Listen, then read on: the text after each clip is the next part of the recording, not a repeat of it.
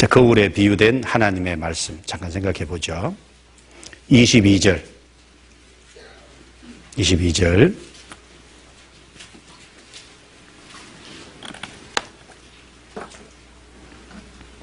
25절까지 같이 읽겠습니다. 너희는 도를 행하는 자가 되고 듣기만 하여 자신을 속이는 자가 되지 말라. 누구든지 도를 듣고 행하지 아니하면 그는 거울로 자기의 생긴 얼굴을 보는 사람과 같으니 제 자신을 보고 가서 그 모양이 어떠한 것을 곧 잊어버리거니와 자유하게 하는 온전한 율법을 들여다보고 있는 자는 듣고 잊어버리는 자가 아니요 실행하는 자니 이 사람이 그 행하는 일에 복을 받으리라.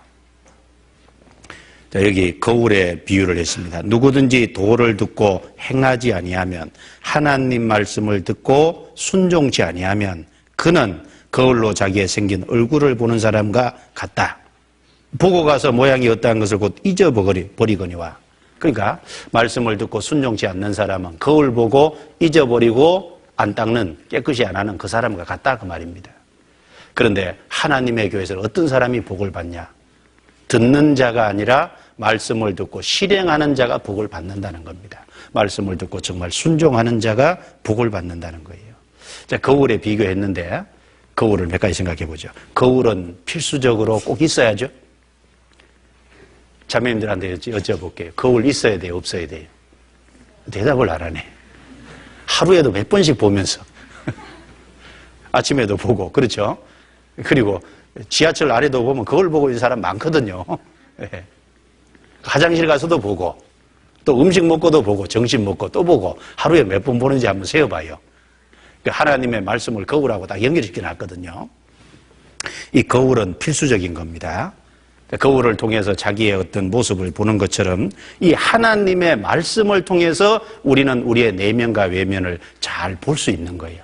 거울은 보게 해주는 것처럼 말씀이 그런 겁니다. 그래서 거울은 일생 동안 매일 볼 필요가 있는 것처럼 성경의 말씀은 일생 동안 우리에게 꼭 필요하잖아요.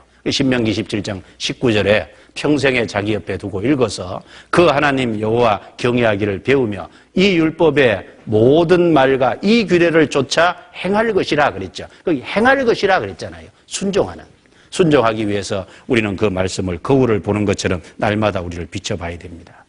그리고 거울은 필수적인 동시에 거울은 보편적이죠. 거울은 모든 사람이 갖고 있습니다. 그런 것처럼 이 하나님의 말씀은 모든 사람, 남녀노소 모두에게 필요하지 않습니까? 구원 안 받은 사람에게도 필요하고 구원 받은 사람에게도 필요하고, 그렇죠? 그리고 거울은 매일 봅니다. 그런 것처럼 하나님의 말씀은 자주 들여다봐야 됩니다. 그리고 거울을 볼 때 거울은 자세히 보잖아요. 거울을 자세히 보면은 자기 모습에서 뭔가 마음에 안 드는 거 보이죠? 뭐 묻었으면 그것도 가서 닦지만은 거울을 자세히 보면 점 있는 것도 보이죠? 거울이 자세히 보면 여드름도 보이죠? 거울이 자세히 보면 뭐 헝클어진 것도 보이잖아요? 거울을 자세히 보면은 자기의 부족한 것이 항상 보입니다. 어떤 분 거울을 보면서 야, 나는 부족한 것이 하나도 없어. 그러면 한번 손 들어 보셔요. 야, 나는 최고 잘났어. 그런 사람 없죠? 거울을 자세히 꼼꼼히 거울을 통해서 자기를 들여다보면요, 저부터라도 뭔가 부족한 것이 항상 보이잖아요. 마음에 안 드는 게 보이죠, 항상? 그런 것처럼 이 하나님의 말씀을 자세히 들여다보면요, 자기 부족한 걸 아는 거예요. 그리고 뭔가 고쳐야 될 것을 항상 보는 겁니다. 거울을 보면 부족한 걸 보는 것처럼 말씀을 가까이 하면 자기를 낮출 수 있는 거예요. 그리고 거울을 비추어 보고 씻어야 되죠? 거울을 비추어 보고 씻지 않으면 소용없잖아요. 말씀을 비춰보고 자기의 잘못된 것은 고쳐야 되잖아요. 거울을 보고 뭐가 묻었는데 그냥 바깥에 나가면 어떻게 하라는 얘기예요? 안 되잖아요. 말씀을 보고 고쳐야지. 말씀을 듣고서 자기 잘못된 걸 봤는데도 요것쯤이야 하고 그냥 간다면 하나님 앞에 복을 차버리는 사람입니다. 아시겠죠? 복을 차버리는 사람이에요. 자, 그런데 우리가 고치기 위해서는요, 거울을 보고 고치는 것처럼 이 말씀을 통해서 우리를 고치기 위해서는 우리의 허물과 죄가 말씀을 통해 드러날 때 그걸 남의 탓으로 돌리면 안 됩니다. 남의 탓으로 돌리는 사람은 결코 고칠 수 없어요. 하나님의 탓으로 돌려도 안 되죠? 어떤 사람은 꼭 무슨 일이 있으면 하나님 탓이거든요. 구원받은 사람인데 하나님께 원망해요. 하나님께 불평해. 하나님 탓으로 돌리는 거거든요. 아담에게 왜 그랬느냐 그러니까 하나님이 내게 주셔서 나와 함께하게 하신 이 여자가 내게 줌으로 내가 먹어요. 하나님 탓으로 돌렸잖아요. 여자 탓도 있고 하나님 탓도 있고. 여러분, 하나님 탓이 아닙니다. 야고보서 1장 13절 14절에요. 죄를 짓고 허물이 있는 사람, 죄 가운데 있는 사람이 하나님께 시험을 받는다 하지 말지니 그랬잖아요. 그런 말 하지 말으라는 겁니다. 왜요? 하나님은 악에게 시험을 받지도 아니하시고 친히 아무도 시험치 아니하느니라. 하나님은 죄를 짓도록 시험 안 합니다, 사람. 그 죄를 지어놓고 자기의 잘못된 게 있는데 하나님 탓이라고 얘기하면 안 됩니다. 오직 사람은 자기 욕심에 끌려 미혹됨이니 자기 탓인 거예요, 자기 탓. 그리고 마귀 탓으로도 돌려도 안 됩니다. 왜 마귀 탓이에요? 마귀가 간접적인 역할을 했지 마귀 탓은 아니죠. 가룟 유다를 마귀가 사용했는데 왜 12제자 중에 하필이면 가룟 유다를 마귀가 택했을까요? 하필이면 왜 가룟 유다 속에 들어갔을까요? 이유가 있어요. 가룟 유다는 요한복음 12장 6절에 보면 동계를 막고 거기 넣는 것을 습관적으로 훔쳐가민이라 그랬어요. 돈에 대한 욕심이 있었다고요. 욕심이 있으니까 가룟 유다 마귀가 그걸 잘 눈치채고 가룟 유다에게 역사한 겁니다.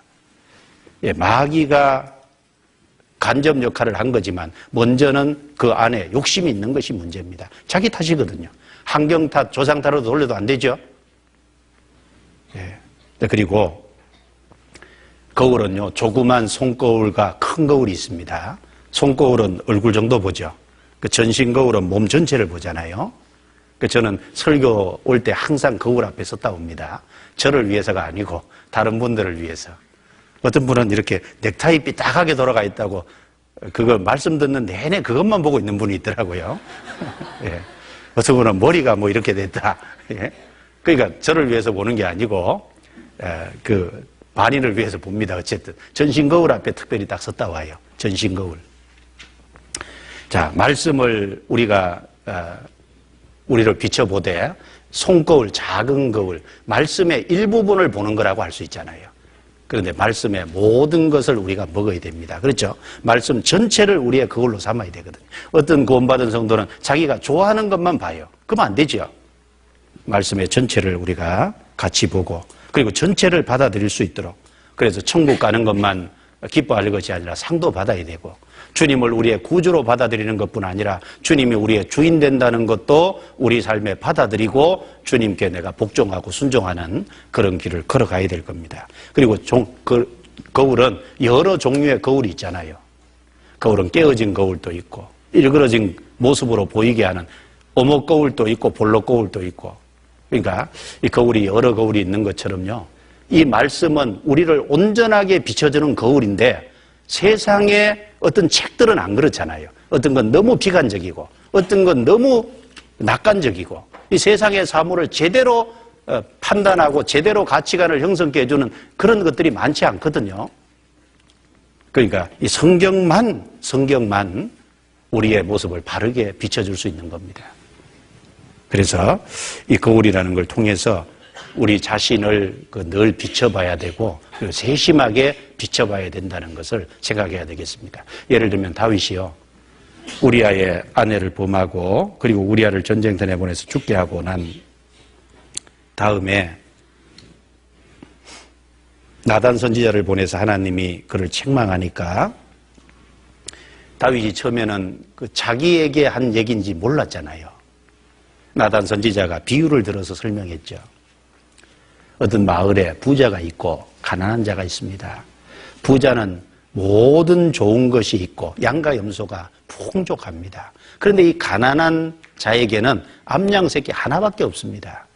그래서 이 암양 새끼를 가족처럼 그래서 같이 먹기도 하고 같이 자기도 하고 딸처럼 됐습니다. 그런데 그 마을에 손님이 하나 왔는데 그 부잣집에 들어갔는데 부자가 자기의 풍족한 짐승 중에서 잡아서 대접한 게 아니라 이 가난한 자의 암양 새끼 이것을 뺏어다가 대접을 했습니다. 어떻게 하면 좋겠습니까?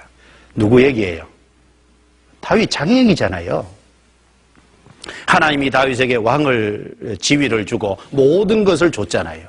그런데 우리아에게는 뭐가 있어요? 우리아에게는 우리 아내밖에 없잖아요. 그렇지 않습니까?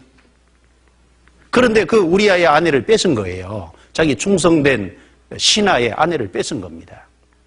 다윗이 그 나단 선지자의 얘기를 쭉 들을 적에 그런 놈은 반드시 죽어야 될 거다. 그 말 했다는 거 아세요? 놈이라는 단어는 안 썼지만 예? 그런 자는 반드시 죽어야 될 거다. 그리고 뺏은 것에 4배나 갚아 주어야 하리라. 그 다윗의 말 속에서 우리가 느낄 수 있는 게 있습니다. 다윗이 얘기를 듣대요. 벌로 들은 거예요. 쉽게 말하면 자기 얘기로 안 들은 겁니다. 그렇죠? 많은 사람들이 하나님의 말씀을 들을 때 자기 얘기로 안 들어요. 누가 들었으면 좋겠다. 김자매 들었으면 좋겠다. 이자매 들었으면 좋겠다. 거울로 자기를 비춰봐야 되는데 거울을 돌려가지고 다른 사람을 비춰보라고 자꾸 그러고 있어요. 나단 선지자가 뭐라 그랬죠? 당신이 그 사람이라. 당신이 그 사람이라. 성경에 보면 사무엘하 12장에 명확하게 그렇게 나와요. 당신이 그 사람이라. 여러분, 당신이 그 사람입니다. 우리가 그 사람입니다. 맞죠? 우리가 말씀으로 비춰봐야 될 사람이에요. 그래서 이 거울을 통해서 자기를 돌아봐야 될 겁니다. 그래서 거울과 말씀을 이렇게 연결시켜 놓은 것도 겨울은 우리 삶에 익숙하니까 거울 볼 때마다 그런 관점에서 좀 생각해 보라고 말씀을. 그래서 사물을 이렇게 연결시켜 놓은 것이 다 이유가 있습니다.